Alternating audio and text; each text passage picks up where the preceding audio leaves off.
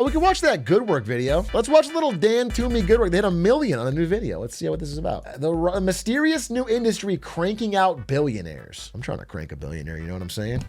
Get some of that Elon Musk money. It's very sexy. Private credit. It's like the hottest thing on the street. Private credit is so hot. Private credit is looking more attractive. Private credit is getting so hot. Private credit is really... Why do they call investment sexy?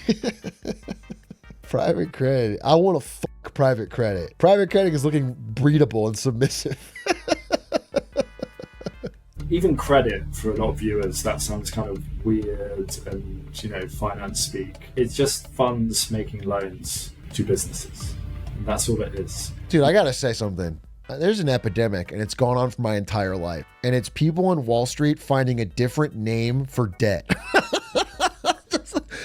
The big one we talk about is buy now, pay later, which is so funny because it's literally called buy now, pay later. That's what debt always has been and always will be. You buy something now, you pay for it later. That's just debt.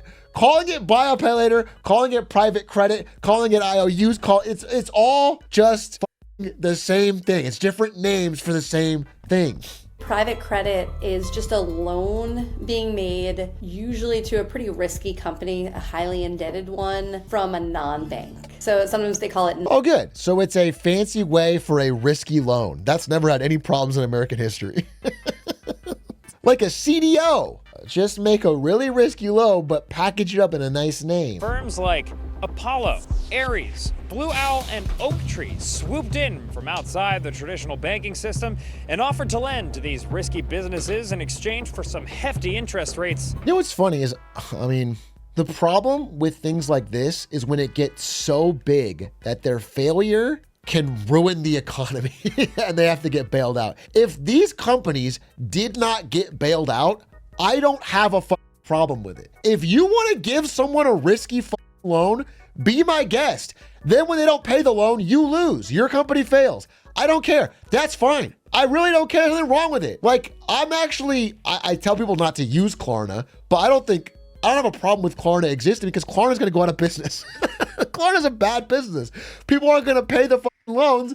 They're going to lose it. I don't care. Like, I think it should be educated on. I think you need to know what you're getting into, but I don't care. Like, you're going to lose. But whenever these private credit companies get so deeply enmeshed in banks and government and get massive that when they collapse with their bad loans and I have to pay with my taxpayer dollars, that's when I get pissed because that ruins the whole economy. If you want to be a loan shark, be my guest. They are getting top talent, these firms now. People are graduating from Wharton or Harvard or MIT, and rather than saying, I want to go work for Goldman, they're saying, I want to go work for Apollo or I want to go work for Blue Owl. I was on the escalator and the woman in front of me had a backpack, and it was one of those like swag backpacks. It was a nice one. I think it was an Osprey, and it had a Blue Owl logo on it. Dude, I have an NVIDIA backpack that I just took from work. I think it's mine. They gave it to me for Christmas or something. I have an NVIDIA backpack that has the logo embroidered on it, right? Black backpack, NVIDIA logo. And I was wearing it at the airport recently, like long after I quit. And a guy came up to me and tapped me on the shoulder and goes, "You work at NVIDIA?" Like, when I worked there, nobody would ever do this in my life, ever. Not even close. And he was like, "How did you get that job? I've been wanting it so bad." He was like, "Bet you're pretty happy about the stock, huh?" This is like about a year ago. And it was just so funny because that has never, ever happened to me when I worked there. And then after, he was like starstruck from the logo of my backpack. When I worked there, my parents would lie about what I did. My parents would have to explain something else because nobody knew what the company was. Did you tell them that you quit? Yeah, I told them that. But I didn't tell them I was a streamer because I don't want to explain it. I was like, yeah, I work somewhere else now. What did you do at NVIDIA? I was the guy that hand soldered every single GPU in my garage. So if you have a 30 series, 40 series, or even 20 series, I built it myself. I would put it together and I would ship. I made them with love. And it's American made, and it's raw and it's real. Taiwan took those jobs from me. Thanks, liberals. In private credit, you're just lending money to a company and then getting a steady drip of interest payments back. In theory, a pretty reliable way to invest in private, potentially riskier companies. Everyone's telling you this, it's the hottest, can't lose investment. I mean, I don't know where this video goes, but I assume they're going to talk about the risks. The idea that there is a new hot can't lose investment, which is just giving risky loans to businesses. This has echoes of previous. There's a new hot lose investment, which is giving house loans to people that can't afford them. There's a new can't lose investment, which is just giving loans to people to order a burrito that they can't afford. While private credit is advertised as having pretty safe and steady returns, these companies borrowing money can be pretty unreliable and sometimes can't pay back their debts. The tech bros over at CoreWeave borrowed $7.5 billion to buy. CoreWeave stock just tanked today, by the way. CoreWeave stock down. A bellwether of an upcoming AI slowdown? I don't know. And rent out NVIDIA chips, but then violated the agreement. And paper manufacturer Progest was accused of using their loan to fund their Prosecco vineyard and buy a yacht. Kid's actually based. That's like when, like in 2014 to 2018, when people would just start a tech company to get huge amounts of VC funding and then blow it on parties in South by Southwest and accomplish nothing and then dissolve the company 3 years later. It's like, all you did was get a really good time on somebody else's dime, bro. If they're stupid enough to loan it to you, it's like, if YouTube gives you $4 million for a contract and you blow it on off-brand. People have good times. People have a good time. Not the real amount. Just to be clear, actually, probably the real amount lost in off-brand, but not the real amount of his contract. Just to be clear. Wait. You know what? I wonder if I can ever talk about that. But here's a clip. Remind me in 1 year, because I have some funny stories. Remind me in 1 year about this. XQC, still can't talk about it. XQC story, still can't talk about it. But actually, wasn't I about to tell the XQC story? And then somebody said, already heard that one, Unk, when they hadn't heard it. And then I was like, fuck you, I'm never saying the story. I think that's what happened. Yeah, so get fucked. Fuck that guy. Interest rates remain high.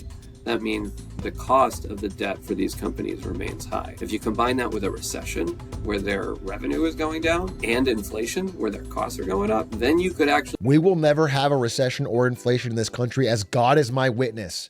As Donald J. Trump, my king, will tell you, it is all up from here. Golden era. So I'm investing in private credit. There's no worries. Private credit grew like a motherfucking weed in the low-rate, high-growth 2010s. But now, the economy is showing signs of recession, and rates are higher, which means borrowing companies are making less in cash and paying more in loans because of those rising interest rates. In fact, now over a third of private credit borrowers now owe more in interest than they generate in earnings. Jesus Christ. All this adds up to a... That's worse than a zombie company.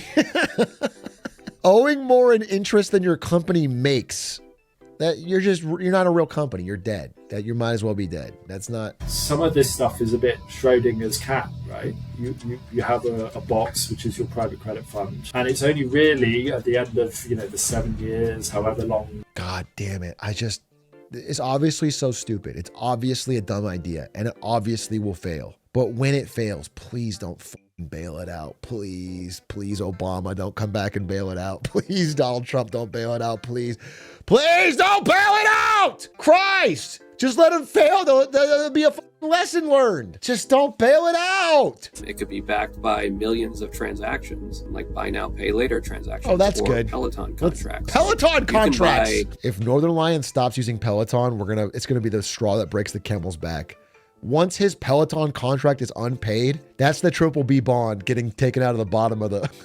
That's the triple bald bond that goes out of the bottom of the Jenga tower, dude. It's all collapsing. Lenders are reportedly competing with each other by taking on more risk, dishing out bigger loans with looser requirements for borrowers in order to win more business. Plus, banks, the very institutions that private credit was originally billed as the alternative to, are getting in on the action. Okay. This is extremely complimentary. I like this video a lot. I am just now realizing that, and I'm not saying he's ever seen my stuff, but this is kind of like a Marketing Monday, but he does it in personal life. You know what I'm saying? It's like these different headlines, and Okay, I'm just now realizing that, and I realized that my shit is all boring on a stream. I'm just sitting here on my computer, and I should be standing up and walking around New York. I need to just stand in things. I need to be like standing in a Chili's or something. In general, experts and regulators alike are both concerned with what economists call mo money, mo problems. Amen. Growing exponentially, becoming a systemic problem, not just a one-off. This is the problem. I'll tell you exactly what's happened. One of these private credit companies is going to blow up because some of their loans don't get paid back. Some companies are going to blow up. Some companies are going to fail. They don't pay their loans back. The private credit company is going to go under. It's going to be like the Lehman Bros or the Bear Stearns. It's going to fail, and the government will not bail it out. It'll fail. That will cause mass panic of everyone else calling their loans. And then all the other private credit companies will fail. And then as they start to fail, there's going to be a huge pressure on the government to bail them out. They're going to walk down to Wall Street, all the CEOs, all the Titans, and they're going to be like, hey, this is getting systemic. It's going to bring down the banks. It's going to bring down and then they're going to get a SVB style bailout of all these private credit companies with government monies, and they won't fail. That's one of them will fail. One of them will fail, and the rest will live, and that's exactly what happens every time. They need to all fail, and they're just giving out bad loans and getting rich off of it. Why don't you want to bail them out? There's such a risk that they don't fail. If they don't get bailed. The reason I don't want to bail them out is because it creates the problem that has already been created in previous bailouts of moral hazard, where these guys know that if they give you a risky loan and it doesn't get paid back, they lose money. It's their problem. But if they give you 1 billion risky loans, if they give 1 million, if they get so big with their risky loans that it's a problem, then they're safe. So their bad decision is their problem when it's small, but it's everyone's problem when they go big. That is the moral hazard of these bailouts, which means every single time it's just a different flavor, but the same problem of Wall Street just finding a new way to go as big as possible with something stupid because they know they're safe. They have to not be safe. They have to fail. They have to lose money. They have to have somebody go bankrupt. And when that happens, and the next time they go, well, I don't want to give out this risky loan. We had decades where nobody gave out risky loans in this country because they thought if I give out a risky loan, it doesn't get paid back, I'll lose my money, I'll fail. But now that there's like this safeguard, then of course the incentive is to give out as many as you can. Private credit is a lot of things. It's a lending system that provides cash for riskier businesses, that's largely unregulated, that's generated high returns and captured Wall Street's attention while growing their wallets. But it's also a black box of interconnected financial relationships that's growing and changing rapidly, and there's nary a peephole through which we can peep. But I guess maybe what you don't know can't hurt you. For good work, I'm Dan Toomey. Fire stuff. Good video. Thanks, Dan Toomey. Scary stuff.